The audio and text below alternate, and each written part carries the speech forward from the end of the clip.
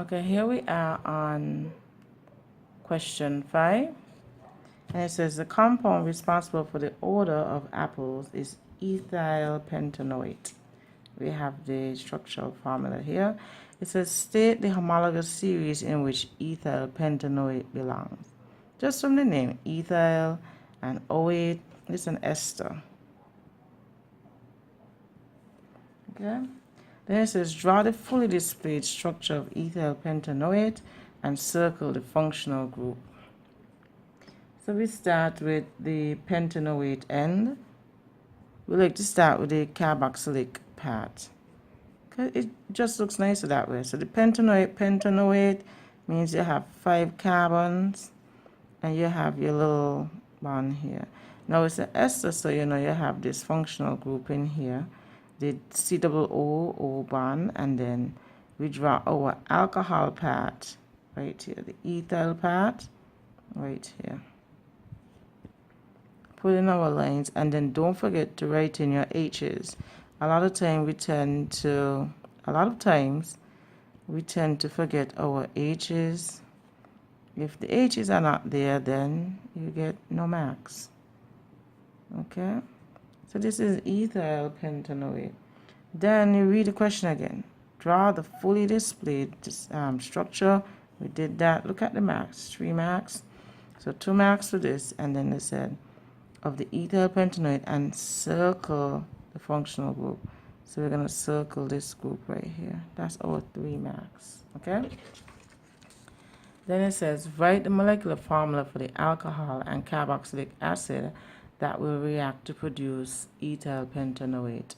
Now ethyl, anything tile part is the alcohol part. So it would be this will write the molecular formula for the alcohol. So we're going to start with that. So we're going to have C2,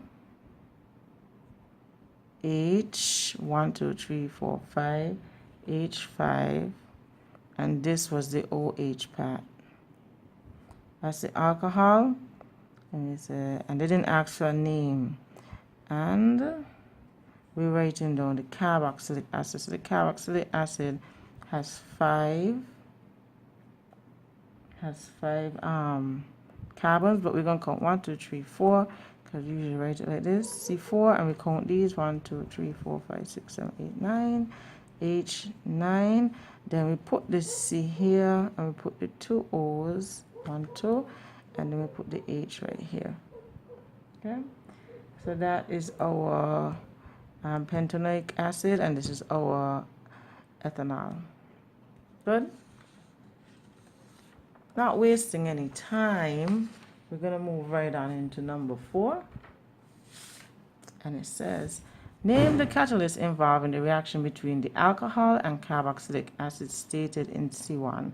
So for that reaction to come about, for those two, for the alcohol and the carboxylic acid to react, you need a catalyst, which would be the sulfuric acid mixed in warm water.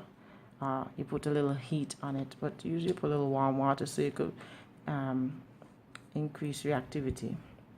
Then it says, explain why an ester has low solubility in water, whereas a simple alcohol is very soluble in water.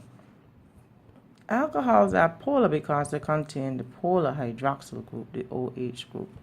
However, their polarity decreases as their hydrocarbon tails increase. Water is polar, so alcohols are soluble in it since like dissolves like, whereas esters have low solubility in water because they do not contain any polar molecules and they tend to have very long nonpolar carbon chains. And you see how I have my crossouts here? Please, I implore you to do that during the exam. Run away from whiteout or Tipex, because what's going to happen, you're going to white out and you're going to forget about it. So cross it out, right on top of it, and keep going. And this was intentionally done so that you could see it's okay to write like this, and just make sure you omit it clearly with the crossouts. You omit it. You could see what I was doing. And then now this is state the reaction condition and reagent used for the alkaline hydrolysis of ethyl ethanoate. Hence, write a balanced chemical equation for this reaction. Now, for the alkaline hydrolysis, you use NaOH.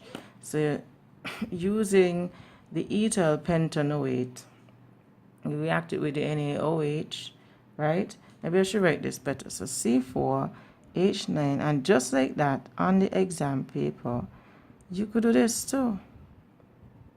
Plus NaOH aqueous, and you have your C4H9 COONA aqueous plus the C2H5OH aqueous, and you just cross this out, cross it out, because you are not using this anymore. You wrote it better, okay? And so this is what happens. You get a salt, sodium salt, and you get an alcohol. The condition is sodium hydroxide and a little heating. Commercial soaps are usually manufactured using natural esters. Name the process used to make soap and state one source of these natural esters. The process to make soap is called saponification. Sources, animal fat or vegetable oils.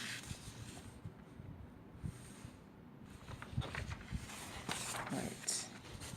Then here it says a question 6. It says, oh, so this was question, that was the end of question 5. Okay, so that's it, folks. See you around for question 6.